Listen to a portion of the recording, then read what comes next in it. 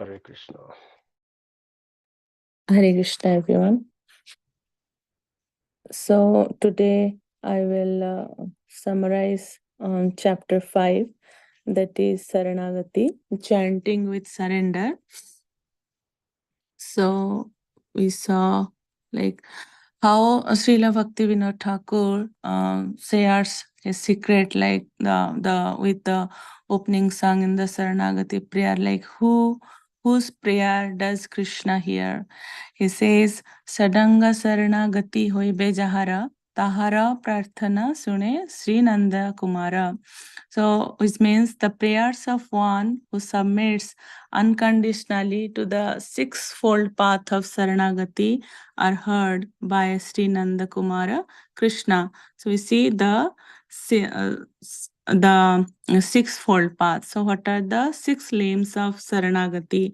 It's described that Saranagati is practiced in 6 steps. That is humility, dedication of the self, having faith in Krishna's protection, accepting Krishna as the as the only maintainer, execution of those acts favorable to pure devotion, and renunciation of conduct averse to pure devotion. We see the first point is humility. So it is mentioned that the gateway to surrender, to enter the vast arena of surrender, start with the first step, that is humility. Only a humble and meek person is allowed to move forward in bhakti, while the proud are sent back. Develop a humble and reflective mindset. I am fickle and unsteady in my sadhana. I have not realized my spiritual nature, nor do I have any real devotion. I am unqualified in every way. Oh Krishna, please show me mercy. Please, I just can't tolerate this state any longer. Please give me some service to you. Please accept me. Please accept me. So this should be the mood, like of a humble person.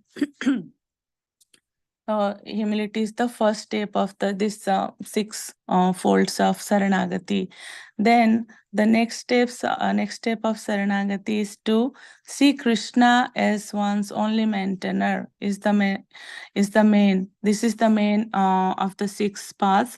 Since the act of selecting a guardian and entrusting him to protect oneself encompasses the whole process of seeking shelter, the other 5 limbs will assist. So, thus, we must develop a strong conviction that Krishna alone can take care of us and nobody else. Sometimes we think our family member, like our parents, our brothers and sisters, or like husband, wife, they will take care of us, but we should believe that Krishna is the only maintainer and he will take care of us. Srila Prabhupada instructed the same in chanting also. So while chanting, we should cry out to Krishna like a dependent child calls for its mother. This is surrender, to put ourselves into Krishna's hands and trust him to maintain and protect us. Avashya Rakshive Krishna. Krishna will definitely protect us. Then taking shelter of the holy dham. Those who wish to come close to Krishna take shelter at his dham, where he has enacted and still enacts his pastimes. Such a person will go to places like Vrindavan, Navadip Dham, Jagannath Puri, etc. to chant the Lord's holy names and pray, please accept me. So devotees receive tremendous support in their spiritual lives by visiting ancient holy places where Krishna enacted his pastimes. They go on pilgrimage and chant the holy names there. So we should take shelter of the holy dham. This is also mentioned in act of devotion, the 5 important aspects of bhakti, like we should go to holy places, different holy places. Then, from where we can obtain the divine love? Srila Vishwanath Chakravarti Thakur advises that just as a hungry beggar goes to rich householders to beg for food, a devotee should beg for mercy from other devotees who can lovingly glorify Krishna in Kirtan. Association with a person attached to the Lord is in the beginning more desirable than even association with the Lord Himself. So we should always associate with devotees who have realized Krishna like very exalted devotees, like our spiritual master. We can get Krishna prema from them. To gain true deep attachment for Krishna, we have to beg for the mercy of his pure devotees who already possess it. Srila Bhaktivinoda Thakur, the stalwart devotee of Sri Chaitanya Mahaprabhu, reveals how we can obtain the Lord's absolute mercy as the gift of love of Godhead.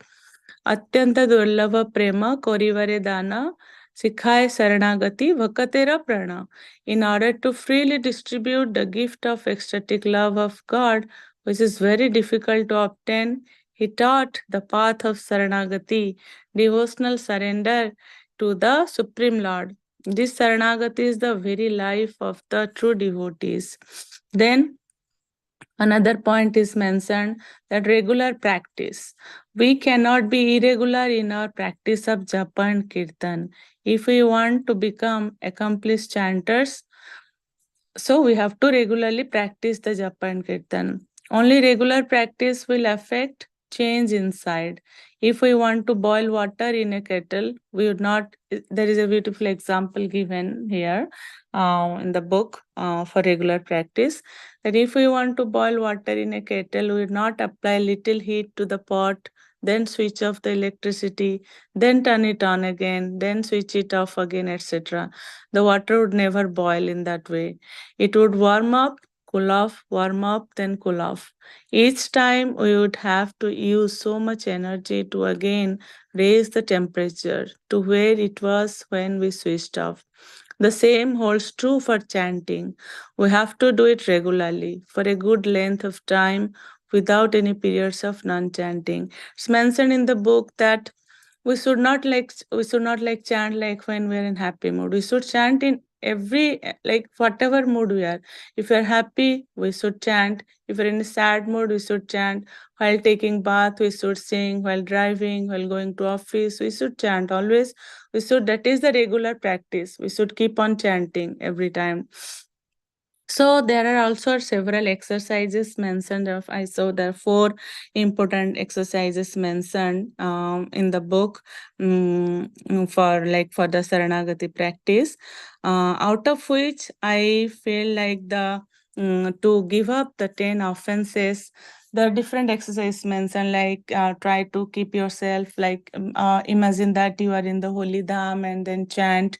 But the one I feel is very important is to give up the 10 offenses while chanting. So, what are the 10 offenses? I'll just read. To blaspheme a devotee, especially a devotee engaged in broadcasting the glories of the holy name, is the first point.